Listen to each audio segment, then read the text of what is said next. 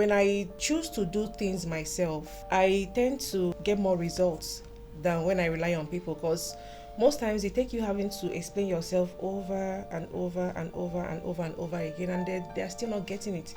And it's like your level of thinking is not in the same paths as theirs. Or I sometimes I even sit down and wonder, do they do this intentionally? Okay. Because I keep on telling my people, for example, that I'm open to ideas. No one is an island. I give them room to bring your ideas. It's not all about what I said. Tell me what you think. Tell me. Yes, the day before I exited myself from one of our company groups because I asked them to do something for me, and then I gave them a clue. This is what I want. Just perfect it for me. And it dragged day 1, day 2, day 3. Nothing came out of it. And this is a group where we have up to 8-9 people. And then it's as if I'm the only person talking. Everybody is waiting for me to point out the mistake. Everybody is waiting for me. Then I'm asking, what's the point? Why do we have 9 people here? If nobody's saying... You have 9 heads. Let me put how I put it. Why do you have 9 brains only one brain is thinking? And it's just me saying something. Are you people not seeing what I'm saying? It makes it look as if, she's a problematic person. Finally, somebody is saying something from my side. Why am I the only person talking? I told them, if we are all here and it's just one person talking, what am I doing here?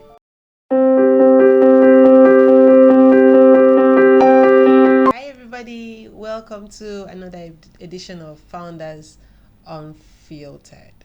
It's an honest podcast session where we get to speak with female founders, business women, career women, and generally women who like to grow, women who like to advance and invest in their personal development.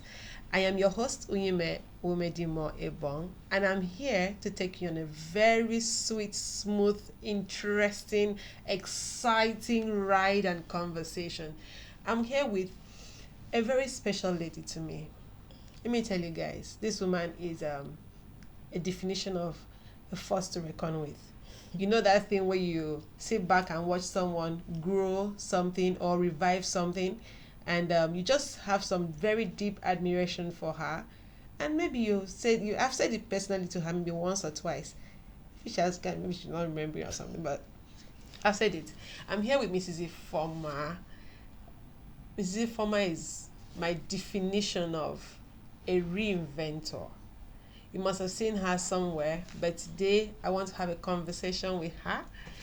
And Mrs. Ifeoma, thank you for honoring our invitation. Thank you for accepting to be on this podcast with us. This is Founders Unfiltered.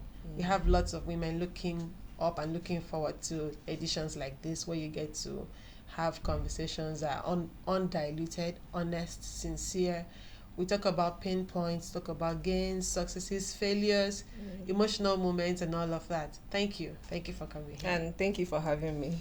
So before I continue, I would like to tell you that Mrs. Ifeoma is, first of all, a businesswoman, a very astute businesswoman.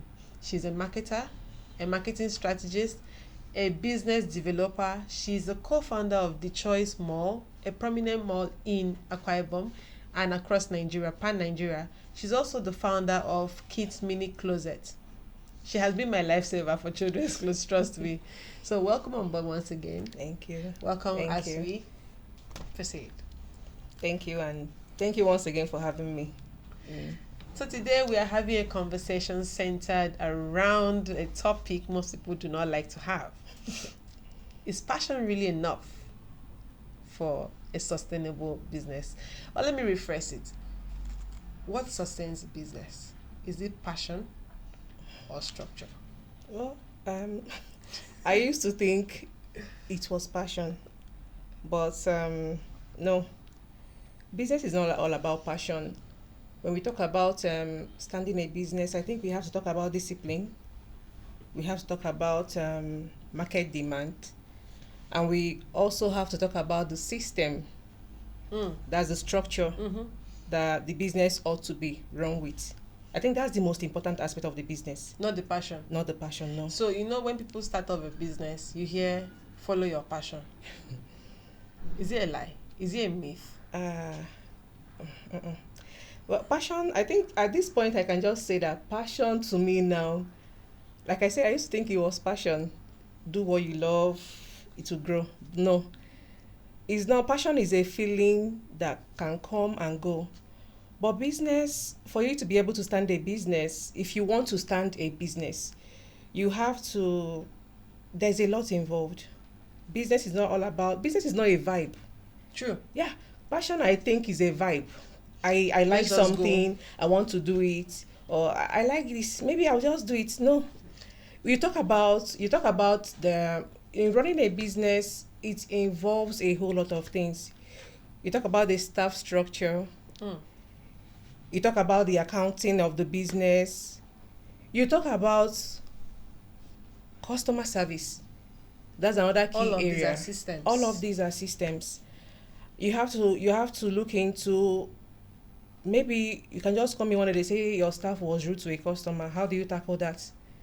There's no more passion. No, it's not Passion passion. won't solve that. If we are bringing Nigeria into the picture now, we talk about the issue we're having with fuel, for example, and you see yourself spending a lot of money trying to meet up with you standing that business. Now it's not about passion. It's about Passion will, if passion will passion fluctuates, it goes up and down. So you can just wake up tomorrow, is like I said, it's a feeling. You can just wake up tomorrow and say, I don't feel like doing this thing. I don't feel like doing this I have thing. passion for sewing Yes. You want to be, nobody likes for example, let's talk about waste management. Nobody likes trash. But we have people that use that to make survive. money. You understand? They turn it into something big. You understand? You can say, oh, I love baking, I love doing this, I love doing that. Are you ready to wake up early in the morning To go to the bakery. to go to the Because bakery? you must meet the demand. Whether early in you're the whether morning. you're tired, You must be there. you have to get up. So now it's not passion, It's not structure. it's determination, it's discipline. So you have to get up, you have to wake up. You have to discipline yourself to know whether you feel like it or not. Whether Yes, we- you have to get up, you have to go, you have to make tough decisions, you have to you have to it's all about tough decisions, logical thinking, problem solving. It's a lot. So business is a lot. It's deeper. It's deeper than It's deeper passion. deeper than just that excitement, that initial. Let me just do it. You know, when we started You get business- excited. Yeah. When we started business, let's say, for me, 10 years ago, 11 years ago, people would say, follow your passion. Follow your passion. Some people follow their passion, and their passion is still going somewhere. They've not met up wherever they're going to, because reality is, not everybody rips off their passion. You can be very passionate about talking, but you do not have the platform. Yes. So you're just talking to yourself, and another person will say, okay, why don't you create the platform? Why don't you do this? It's very difficult to even create the platform to push yourself out. But then, if you succeed in creating this platform, and then you put systems in place, then you can make profit off these things. So for a business generally is deeper than just having the zeal. Yeah. That's that thing that just makes you wake up in the morning and you move past. We've had a guest on the podcast before, Okay. and she said, for me it's not about passion again. No, it's not money. What drives me is money, not passion. You know, because you need money to pay your bills. Yes. You need money to pay your rent. You need money to do a whole lot of things. So I agree with you that passion can start, but you need systems to continue. So, but then the lack of it, which one do you think would hurt the business the most? Well, business to me is not about doing what you like. Business is all about growth. Do you like retail marketing? Well, As a marketer? As a marketer, well, no, these are two different scenarios you get. Like people used to say, do what you like, do what you like. And then it gets to the point where what you like is not working anymore. What True. do you do? You do what If works. what you like does not have structure, if what you like does not have the demand, because business again is all about market demand. So if what you like does not have demand, what's the point? So to me, I feel like business is all about handling what you don't like And being able to chase and being able to grow it. Yes. Because you may like something so well, and then it's not profitable. It's not. You have to work with what people around you want. For example, artists, people that draw. You are in an area where maybe you're an artist. You have your art studio, where you keep on. And then the area you are in is an area where, for example, the people are in need of water. Then you have a studio. Your studio is what you like. Your studio is what you have passion for. But nobody is buying your picture. And then you end up saying, okay, let me bring in water. You solve a problem. You bring in water, the water doesn't stay. So you carry the artwork somewhere else. You carry the artwork somewhere and else. turn that place into a water and turn place, your studio into a water business. That way you're making money. So most times passion doesn't give us capital. Okay. It doesn't give us the money we need. You are bringing out the Igbo part of it. Passion doesn't really. If your passion is not, if people don't really have a demand for your passion, then for that thing you have passion for, then it's as good as useless. So you have to work with market demand. You have to work with what people around you want. But I've had a conversation with you before, and to the best of my ability, you're a very creative person. Sometimes I just sit down and listen to you, and I see the things you do. But the thing that comes with structure and systems and people that are creative, it feels like a box. Yeah. It happens to me, You know that this thing must go this way. Yeah. But as a creative, as someone who likes to explore, someone who wants to test their sense and their creative space, that structure sort of just makes it look as if someone is limiting you to a space. How do you tackle that? Well, I think what you're saying boils down to staff, right? Staff management. When you have people you delegate certain responsibilities of your business to, and then you find out that relying on them is holding you back, what do you do? So for me, I'm someone that I think when I choose to do things myself, I tend to get more results than when I rely on people, because most times it takes you having to explain yourself over and over and over and over and over again, and they're still not getting it. And it's like your level of thinking is not in the same parts as theirs. Or I sometimes I even sit down and wonder, do they do this intentionally? No, I don't think so. Like, I think it's just one, experience. Two, some people just need to be taught over and over. Me, I say it's laziness. Okay. And not willing to think to learn outside the box. Okay. Because I keep on telling my people, for example, that I'm open to ideas. No man is an island. I give them room to bring your ideas. It's not all about what I said. Tell me what you think. Tell me. The day before I exited myself from one of our company groups because I asked them to do something for me, and then I gave them a clue. This is what I want. Just perfect it for me. And it dragged day 1, day 2, day 3. Nothing came out of it. And this is a group where we have up to 8, 9 people. And then it's as if I'm the only person talking. Everybody's waiting for me to point out the mistake. Everybody's waiting for me. Then I'm asking, what's the point? Why do we have 9 people here? If nobody's saying... You have 9 heads. Let me put how I used to put. I put it. Why do you have 9 brains? Why? Only one brain is thinking? And it's just me saying something. Are you people not seeing what I'm saying?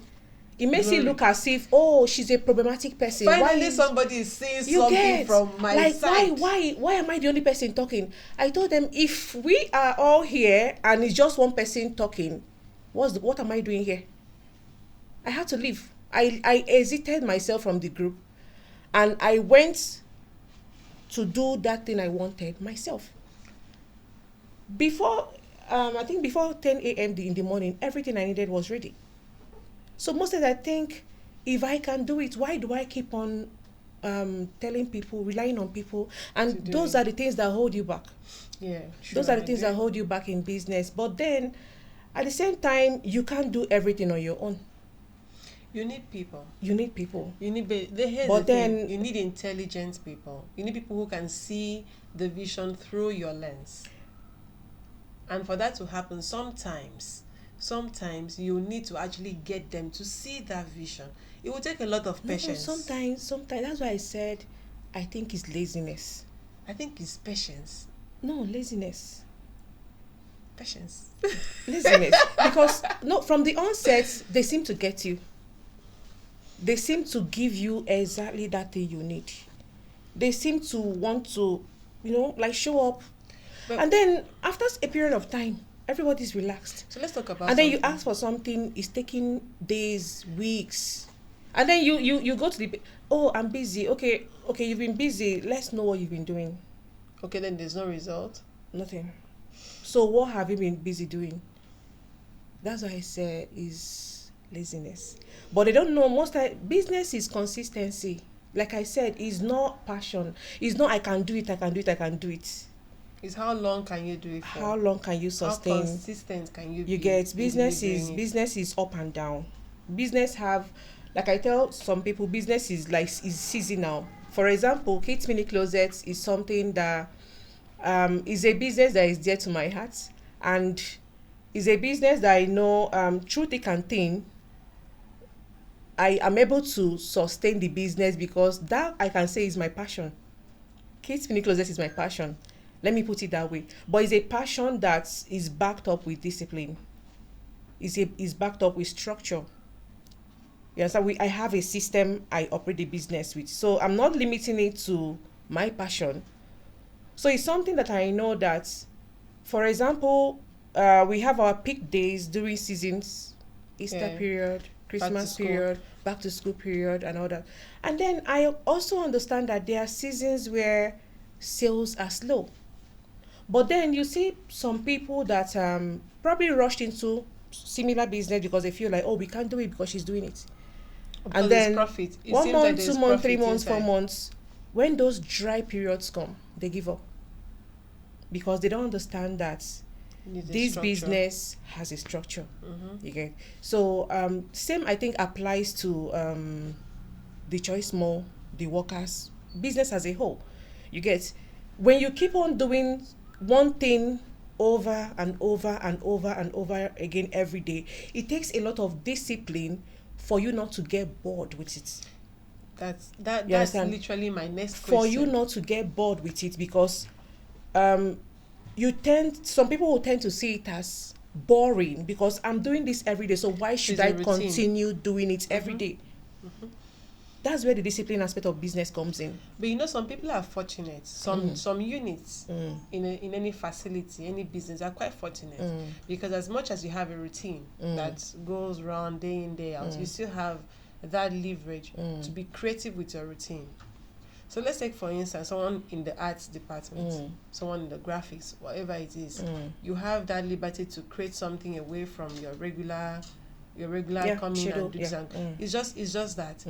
So someone that is in that field can easily combine their passion with the company structure and be able to run a more dynamic routine. So it doesn't get boring for him. It doesn't get boring. That's why I said that was why I said it's laziness. Because they don't want to think. They don't want to think out of the box. No, they don't want to think. Instead of thinking about that passion you're talking about now, to see how they can link the two in bringing out in being effective in doing their work, they tend to give up. But how do you handle that as a business person when you have a less motivated team? How do you handle that? Well, I try to call their attention to I call their attention to their attitude, and I warn, you have to do better. You have to think outside the box, move. Don't just be stuck somewhere. You understand? If I'm stuck, I take a break. But my break doesn't mean I take a long break where I relax and forget about my duty. Yes, I take a break. My break could be like 1 hour. My break could be like 5 hours. It could be a day where I take a step back. I tell them most times, when you feel like you're stuck, it's okay to take a step back. It's okay to pause. Take a step back. Then gather your head together. Then move. Don't be stuck. Don't just stay in one place. You have to help yourself. Yes, and I tend to turn into an inspirational speaker with these people. Like, I talk and talk and talk and talk and talk. At some point, I ask myself, are you even normal anymore? Like, is every day you come here, you're talking to people, like, you keep on saying same thing over and over and over again. And then it's as if, oh man, we'll try, we'll change, we'll do better. We understand. And then the next day, 1 week later, 1 month later, okay, what do you understand? You told me you understand. What do you understand? You're still stuck. What's going on? And then that's when the excuses start coming in. So do you do they start blaming their colleagues. Oh no, the blame game thing. I think it can be. They start. So it's a whole lot in business. So like for us at our facility, we have this saying, you own your responsibility. Yeah. If you do something wrong, the moment you start passing blames, we'll bring it back to you. You must make sure you must own up to anything that is good or bad. If you succeed, own it. If you fail, own it. If you make a mess of a project, own it. Especially when you are a manager, when you have a team of people working under you. Because they're looking up to you. The team's failure is your failure. Yeah. You understand? So you don't tell me that you all failed because one person did something. You are their leader. So how are you leading your people? How are you pushing them? So when you as the head, you're not trying, how do you now expect them to give you results? Okay. Yeah. Okay, let's look at something. We've talked about passion. We've talked about structure. We've talked about systems. We've also come to terms with passion. Most times, if we have to be honest, does not pay bills. Doesn't. If we are 10 in this room, or 20, I can tell you that out of 20, maybe not up to everybody look at me. Maybe not up to 10 people are running with their passion. Right? But then over time you can run something that you're not so passionate about, and over time you develop that likeness for it. That brings me to my next question. Were you always this structured? Was there a time where you had to grow into the Ifeoma that we have now? Were you always like this from the onset? Did you finish school structured, move out? Like, did you learn life's lessons too early enough? The whole structure thing. I think I've part of me having the structure or what I'm doing with the business. Well, number one, from my background growing up. Yes, my mom, she was a business person. My mom was a lot. Not only she was a teacher, she had a salon, she had a store, she had a restaurant. She was into contracts. In fact, she was jack of all trades. So, but now they're calling her serial entrepreneur. Yes, so we somehow we were always there pushing and learning everything we have. So I wouldn't say we had a structure because everything was with us, her children. But then I think it somehow shaped me into, number one, having an idea about business and how to run business.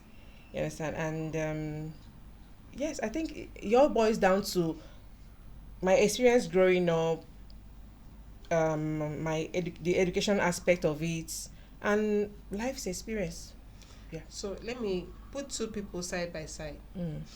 Put a founder that I like to say founder because we're talking about women. But let's just say, put a woman who is doing who is chasing her business, Mm. so much passion and grit, Mm. no structure. But she has hope that this business will do well. She's running a one-man business, and she's pushing as much as she can. Then put another woman who has structure, at least 50%, but she does not have passion. If you put both of them on a race, who do you think would win? Well, the woman with a structure. The woman with a structure will win. But do you understand this saying of showing up every day? Yeah. As much as I like to agree to the structure, I also want to agree that you need passion to show up every day. Yes. Where are we? Yes, we need passion to show up every day. But like you said, like what I'm doing now, like me, I love arts. I draw, I paint. But because I can't do those things anymore because of time. What are you not? So what I do now is I'm trying to incorporate my passion for arts into the business by bringing in color. Let me ask you background. Let me ask you a question. A very serious question. Like, I'm very, very, very serious. What are you not? Because when I was introducing you, and for the longest I've known you, I've not heard arts before. I've not heard drawings and paintings before. And I'm very sure that 2 minutes away from now, another thing will come out. I'm just me. What else do you like? What else have you built? Like, what else? I want to also know. I don't know. I don't know. My life is just there. My life is just there. Growing up from childhood till now, that's a whole lot of years. That's a whole lot of passions, a whole lot of things we love to do. So when I was in secondary school, I loved my fine arts was one of my best subjects because I really loved drawing. So I used to, right from when I was small, I used to enjoy my company a lot. I'm someone that I can't really say I have friends. I love my company. So I'm always, either I'm in my room reading or in my room drawing things and painting and all that. So it's always this escape I have into my own world growing up with how things were then. So my escape route was always escape into my room. So I'm either there reading or I'm drawing. And I'm someone that I love. I see therapy in pictures. I love colors. For example, I tell my baker at the fast food, see, give me cakes that are happy colors. Like I introduced colors. When I came in, they were doing more of cream. I'm like, no, I love colors because I feel like colors somehow lifts people's mood. Yes, and so that passion now I'm trying to bring into the business with the introduction of the munch box, the box bar we have ongoing. How is that coming up anyways? Yeah, it's up. Won't tell us about it. Not 100%, but it's up. So I asked you, what are you not? Because now you're a barrister. You're mixing things for us. So it's basically bringing in passion into the business. But then, for me to be able to bring in this passion now into the business, we have to have a structure that was working, that is bringing growth to the business. It can also sustain because the without passion. that structure being up, I won't be able to say, okay, now that this business is where it is, let me use my passion to brighten it up. You get, that's the art aspect. Okay. So yes, businesses need structures to grow, but businesses need passion to grow, but most importantly, a business needs structure. I agree with you totally. So now I'm going to go off our topic a bit and ask you a general question. Okay. What are the parts of business that women face that we rarely even talk about? I know I've asked you this question before. I asked you passively, and you said there's really nothing any business would throw at you that you can't handle. Mm. I remember that clearly because we had that conversation. I asked you, what's your challenge in business? I said, there's nothing. And I had to go back and I ran with that. I was like, if someone can chest anything that comes, that means I'm really ready. But then I know that as much as you told me nothing, is there anything, what are those challenges that we face in business that you don't get to talk about? Well, I will still stand by what I said before. I think it all boils down to personalities. You get it boils down to personality to me. It's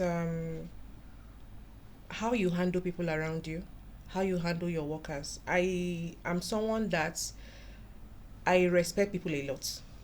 So I could be your boss, but you're older than me. I know how to separate the relationship. I know how to accord you that respect while still trying to get you to do your work. Because someone that understand if, for example, I have an adult male worker, yes, I'm someone that understand that as much as I'm the one paying this person, I still need to accord him that respect he needs as a man. Okay, so it's all about balancing relationships, balancing personalities, and knowing when to hold yourself back. So I will say I'm not really facing, apart from the staff problem we've talked about before. Which is that is the key problem. I think that's the only problem. A lot of I women think go through that. Yes. Generally, businesses. That's the only problem I think as a female that I'm facing in business. Let's leave it generic because even men go through it. We all go through that. We all go through that in business. So there's no special. No, I still stand by what I said before. There's no challenge whatsoever. So if you were to look at an 18-year-old girl right now who has a lot of passion for, let's say, has a lot of passion for sewing, tailoring, fashion designing, and she wants to do it alone, what would be that honest, deep advice you would give her? You would want to bring her in, close the door and tell her, maybe in 2 minutes or in 1 minute, what would be that deep advice you would want to share with her? Well, in my own business, His Mini Closets, I've had when I was nowhere, I had a sales girl. Because usually when I employ them, I ask, is there anything that will stop you from doing this work for 2 years? So she told me that she's just here to save money, that she just wants to get a sewing machine. I said she went to fashion school and she doesn't have the capital to start up. So, but my stay in Owerri was very short with the business. So, when I was shutting down, I got her the sewing machine. Wow. You get. So here again in Uyo here, I have someone, you know her, Marvelous. She said the same thing.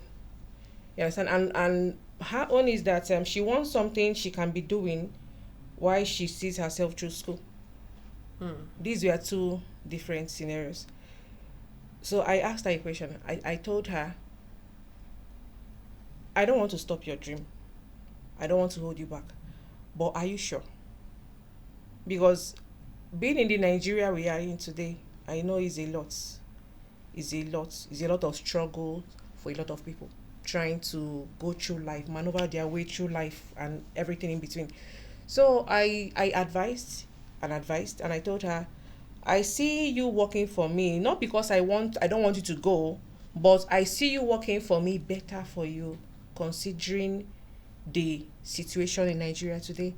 So I see you working for me an easier road for you to navigate through at this point than you want to go and start. Not that she wants to go and learn. She wants to go and start working for somebody, not for herself, but be under someone where she's still going to learn more and then she's going to be sewing for people. Why she saves money to see herself through school. I'm like, this is your plan. Did you really draw it well? Are you sure it's going to work? Because from my own point of view, experience, life and everything going on, I saw it as not possible. So I also had people around that also advised her, but you can only advise. Yeah, you can't force. You can only advise. So I advised her. I'm like, at the end of the day, it's up to you to take it or leave it. or leave it. So she still went ahead with it, and I wished her well. I'm like, it's okay. Let's see how it goes. Tomorrow I can call you to sew for me. That's fine. Well, So at least she left on good terms. Yes, she which did. is the most important thing. Yes. Thank you so much. I think I've had an exciting time. I've had an interesting time. I've had you on set, and I'm glad you were able to come. Yes. Thank you for honoring us. Thank you for being an inspiration to lots of women. Because of what you do, I can tell you for sure that many women have come to terms that they can reinvent themselves. Yes. They can pick up from wherever they left. Reinvention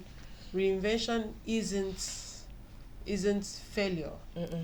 It's not an acknowledgement of failure. It's just that point where you come to terms with, I'm about to step into a new space and grow again. So thank you so much. Thank you for being very, very honest with us. Thank you, because I'm saying a lot of thank yous because so many people tend to shield the what's it called? They shield the bad parts of business. Yeah. They show us the glamorous part. I bought a car yesterday, I did this yesterday, I did that yesterday, and at the end of the day, people run with what they see. Yeah. They don't show the parts where you were vulnerable, where you had to cry, where you had to talk, where you had to scold people, you had to break relationships, you had to move on from people. People don't show that part. No, they don't. Honest with us on Founders Unfiltered. The name Unfiltered is very significant because we wanted somewhere that people could just say how it is, how it would even look like. So when you are stepping into a space, you know that it's not going to be all rosy. Yes. It's going to be rough. It's going to be good. You'll smile. Sometimes you'll cry. So thank you so much. Thank you. And on behalf of Foundhers, we have this for you. Thank you so much. Thank you. Thank you very much. Thank you. Thank you very much. Yeah. We hope you like it. We Sure.